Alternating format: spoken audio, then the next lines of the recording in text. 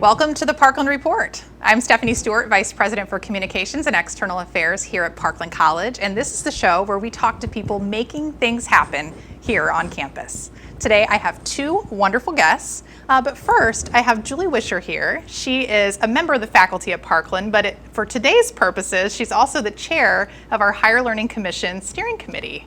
Welcome, Julie. Thank you very much, Stephanie. I appreciate you having me on. Yes. This is a great opportunity.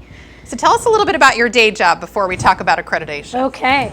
So my day job is I am a professor of communication at Parkland College. I've been here for 21 years full-time, and I recently also was department chair of Fine and Applied Arts, which that term ended in May. So I'm enjoying being back teaching communication, and it's great to be back with the students. But you've also had a big project looming over the last couple of years and over this last stretch here as sort of chairing and putting together this steering committee for accreditation. So can you tell me a little bit about that role and what it is and why it's important? Sure. We have been doing this about 3 years. And I would tell you about 3 years ago, Dr. Pam Lau, Vice President, asked me to take over this role as steering panel committee chair. This is a new role because the Higher Learning Commission went to the new, what they call open pathway system. And so our timeline to accreditation became several milestones along the way to a 10-year reaffirmation of accreditation. And so we've been working on this for about 3 years. We have co-chairs for 5 committees, basically subcommittees, that are focused on the criteria that HLC is going to evaluate us on.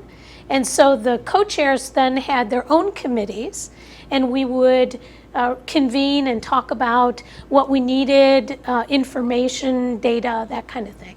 That's great. And it's a massive document that the group has put together. Yes. So Julie, I have the pleasure of serving on the steering committee as a co-chair for Criterion 1. Yes. But it's so detailed and it's a long document. It's almost like a group dissertation is what it feels like. Yes. And so so we submit that to the Higher Learning Commission, but why is it important that Parkland is accredited? What does that mean to just a general member of the public? You know, that's a great question. Accreditation means a lot of things, and it's important because it allows for distribution of federal financial aid to students, which is important. And it also allows our courses and programs to transfer, which is also an important thing. And of course, with the accreditation gives us a kind of a stamp of quality, which then allows us to get grants and get also other funding and donations too, because of that we're doing a quality job. And those things alone make it really important that we maintain our accreditation. Yeah, it's great. Yeah, and the criterion I mentioned that I've been working on is all about the mission, and does Parkland live out its mission? Right. And then is learning taking place, and how do we know that learning is taking place, and then are we managing things appropriately? So it's really just this breadth of a glance, I guess, of Parkland and all of its different facets of operation. It's been fascinating from my perspective. Right, and the idea of this accreditation journey, if you will, is to get as many people on campus involved. And that from all different places. And I think that really makes it a stronger document because people are putting in things from what they know in their own areas. And that just, we don't always know what everyone else on campus is doing. So that makes it a really great kind of collaborative. You'd mentioned a group dissertation. It really makes it a collaborative effort which I think makes it a stronger document. Yeah, so the document gets submitted, I think, early next week, if I'm correct. That is correct. October 17th is our lockdown date. And so, but then there's a visit that comes after that. So the document is submitted, Yeah. but that's just one part of the equation. So talk to me about what the site visit means and what happens during that time. Sure. So to just go back a little bit to the document. So we have 35,000 words in which to talk about how we meet 5 criterion, if you will. And then when the team comes to campus, their job then is to determine if what we've written in that document is actually what is happening on campus. So that's a kind of a verification. So they will read the document ahead of time. That's why it locks down on Monday. Our accreditation visit is Monday, November 14th and Tuesday, November 15th. And so they will be here for the entire day, 8 to 5 on Monday, and Tuesday, 8 to noon. And then they will go back, they will go away, and they will write the document. So we should have some idea of how we did. We hope Pretty very quickly. well. We hope And very well. We hope very well. We are hoping that when they leave this campus, they say, this is the most thoroughly prepared group we've seen in a long time. That's the hope. And it will all be thanks to your work, Julie, with the whole team to really engage the college. And I think one of the things we've talked a little bit about, that's the work that's underway, is also engaging students in the process of preparing, because it seems very much on the faculty and staff and administration side of things to get ducks in a row for the document, but students actually play an important role. Oh, they play a very important role. So students earlier in the semester received a survey. What the Higher Learning Commission is very interested in is the student experience. And that really drives the kinds of questions they ask and what they're looking for, because it's the students that are the most important. And if the students are learning and getting a good experience here at Parkland. So yes, the students are very important. So in my role as the chair of the steering committee, I will go and talk to various groups. So I will be talking with student life groups, student government, student academic leadership. I've talked to the Parkland College Association a couple of times, and just about, what can we do to prepare for this accreditation visit. And that will continue through the end of October, beginning of November. So. And there was actually a public comment period, and members of the community can actually, if they'd like to take some time to read it, if they're interested in what's happening at Parkland, they can review this information. We've had the review period. We had it opened internally as well as externally. So, and that was a requirement for the Higher Learning Commission. We really needed to put it out there to get public comment as well, and we did that. A draft is still on our website if anyone would like to read it, but they would, at this point, they would have to email with me if they had any last minute changes. Yeah, last minute kinds of comments, because we do lock the document next Monday. So, great. Yeah. Well, Julie, thank you so much for your leadership in this area. We're looking forward to the visit. We'll have to have you back on the show when we hopefully have a successful visit and lots of great news to share. Oh, I know. And thank you for your work on the committee as well. It is a team effort. So I think my role is just to kind of herd cats, sort of. But it's been a good experience. Everyone has been just wonderful, and I think it will be very positive. It will. Thank you so much. You're welcome. All right, that's it for this segment. And next we'll have Nicole Del Mastro Jeffrey talk about our TRIO program.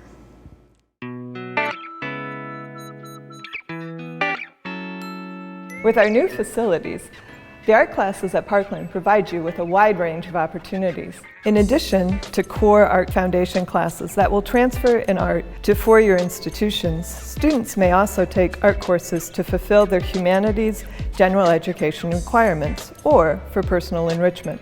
Beyond the core art classes of drawing and design, we offer studio electives in ceramics, painting, sculpture, jewelry metals, visual design, graphic design, and both digital and film photography. You don't have to be an art student or have previous art background to take any of our beginning level studio classes, no matter what your major is. If you're interested in art, but are not sure you want to jump into a studio class, there are courses that explore the principles and processes of art, like art appreciation and the history of art. In addition to general survey art history classes, there are options to take more specific classes, like the history of photography or non-Western art history. We have a welcoming, inclusive art community of students and involved faculty here at Parkland. In our classes, you'll find students of all backgrounds, levels of ability, and interest. Our classes provide a comfortable environment to work and explore. Our talented faculty are working artists who have years of experience teaching. They are very hands-on and caring, but they will also challenge you to do your best work. This is evident in the student exhibitions at the Gertz Gallery every spring. It is always the favorite moment of the students and faculty to see their artwork in the gallery. It's an impressive exhibit. So, get your education going, and who knows, this may be the first step in an art-related career in design, freelance work, art education, or gallery and museum opportunities. Invest in your own personal growth, and join us at Parkland.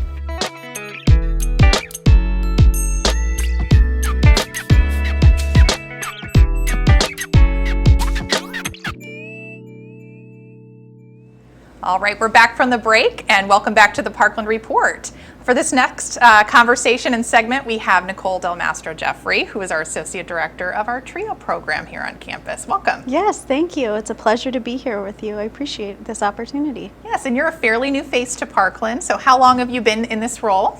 Yes, so I've been in this role here at Parkland for about 6 months. So fairly new, but I'm learning the ropes pretty quickly and have been in our community now for almost 13 years. Wonderful. So yeah, you're bringing that knowledge to our TRIO students. And so for our viewers who may not know about TRIO, tell us about the program. Yeah, so our program is funded through the Department of Education. We are a federally funded program, and we are grant funded for 5 years, and we have been grant funded for many years, in fact, since the 90s. So we have been here for quite a long time, and we work with first-generation college students who identify possibly as low income, so that would be eligible for the Pell, and also students who might be using accessibility services. Wonderful. So that's quite a broad group of our students here at Parkland College. It is. How do students find their way to TRIO? How does TRIO integrate into the other sort of welcoming processes of the institution? Sure. I think that's a great question because for students, especially first-generation college students, it can be easy to get lost in the mix, particularly if you're taking a wide array of classes and you have other things going on outside. So our department has been incredibly diligent about being strategic in what ways that we market to students. So students usually come to us by word of mouth, so we have a very good reputation here at Parkland College. They're also likely to come to us through our marketing materials, which are handed out across campus. We also attend class visits, so you'll see us go into classrooms, talk about our services, and one of the things that I really enjoy is that when I'm visiting a classroom, it's almost inevitable that there will be one student who can attest to what we do in TRIO.